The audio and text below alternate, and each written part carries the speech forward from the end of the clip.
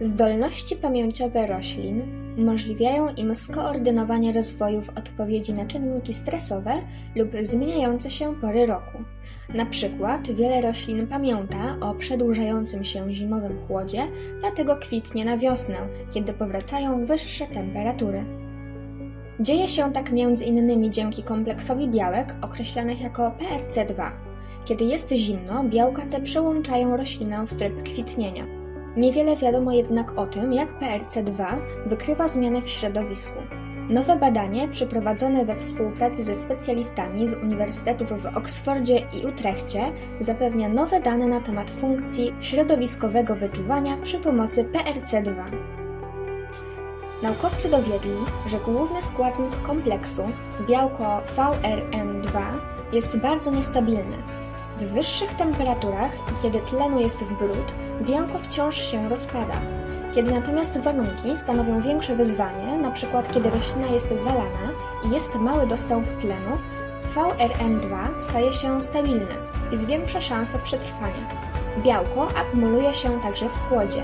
To umożliwia PRC2 uruchomienie procesu kwitnienia, kiedy temperatury się podniosą. Badacze w poszukiwaniu podłoża tych mechanizmów odkryli zaskakujące podobieństwo między odpowiedzią roślin na chłód i niski poziom tlenu podczas powodzi.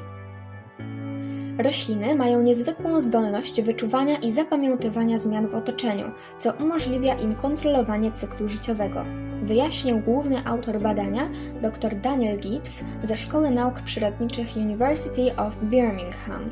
VRN2 ustawicznie się rozpada, kiedy nie jest potrzebne, ale akumuluje się we właściwych warunkach. W ten sposób VRN2 bezpośrednio wyczuwa i odpowiada na sygnały z otoczenia, a kompleks PRC2 pozostaje nieaktywny aż do czasu, kiedy jest potrzebny. Jak dodał Gibbs, możliwe, że ten mechanizm mógłby pomóc w stworzeniu roślin lepiej przystosowanych do różnych scenariuszy środowiskowych, co jest ważne w obliczu zmian klimatu. Co ciekawe, zwierzęta także posiadają kompleks białek PRC2, ale nie posiadają niestabilnej proteiny VRN2. Wydaje się, że ten system wyewoluował specjalnie w roślinach kwitnących, powiedział profesor Michael Holsworth z University of Nottingham, współautor badania. Może daje im to więcej elastyczności w adaptacji i odpowiedzi na zmiany w środowisku, co jest ważne z uwagi na to, że są osadzone w gruncie i nie mogą się ruszyć.